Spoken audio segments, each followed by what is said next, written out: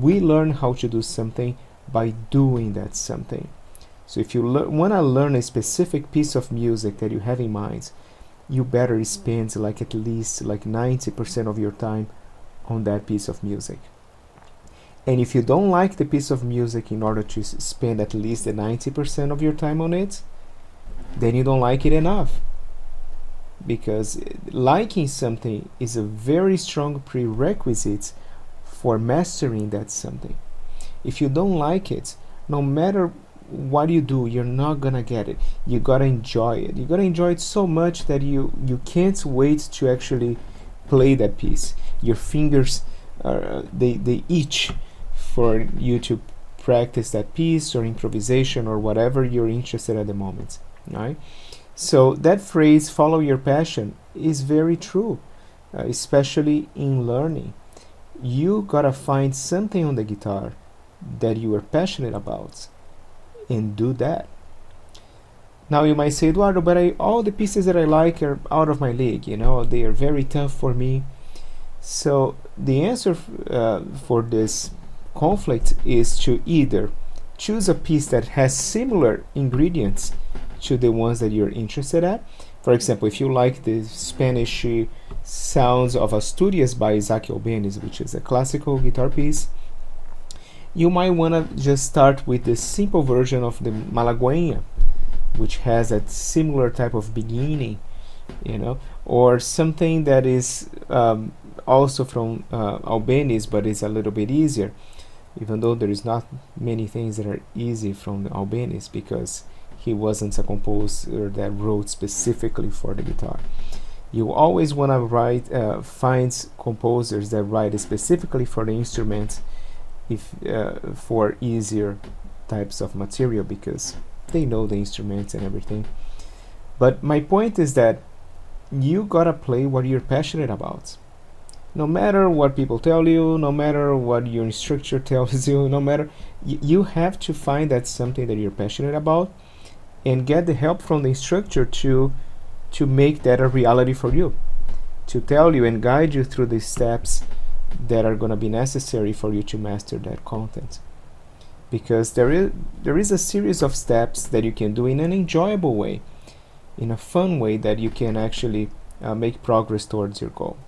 You might not be able to play Asturias right out of the bat, but you might be able to learn a little bit of a fragment of that piece, something that gives you the taste of that and keeps you practicing, right?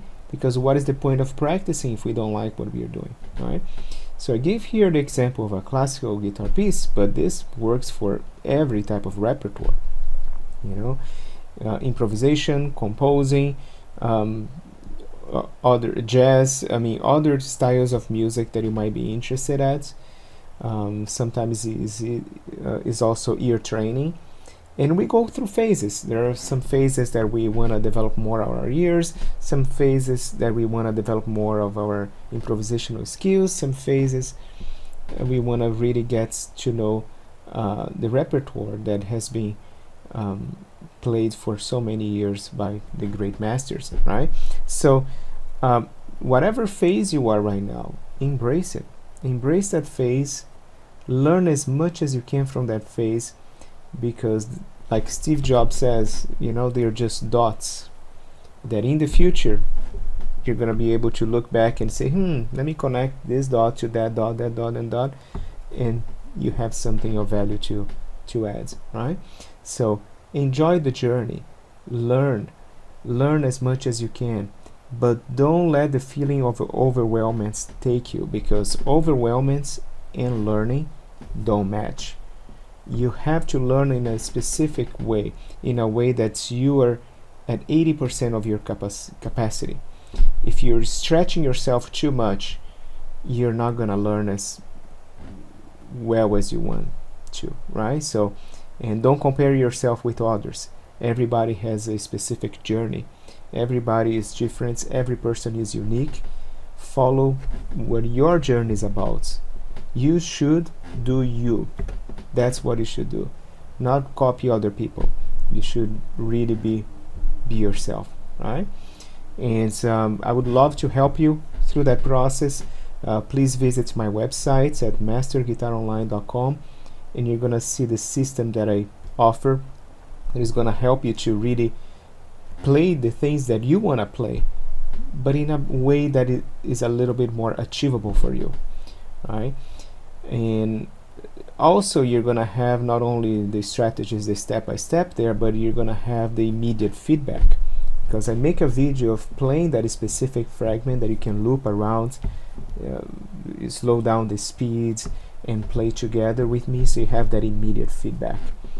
Feedback is what it is all about. When you're practicing by yourself or learning something by yourself, you don't have much feedback. The only feedback is from yourself if you go and watch yourself play, which most people don't even record themselves, right, to start with. And when they do and they watch themselves, they're like, oh my gosh, this sounds so bad, I don't want to do it again, right? And then they don't record, they don't get the feedback, and even though sometimes they have that feedback, oh, this sounds so bad, they don't know what to do.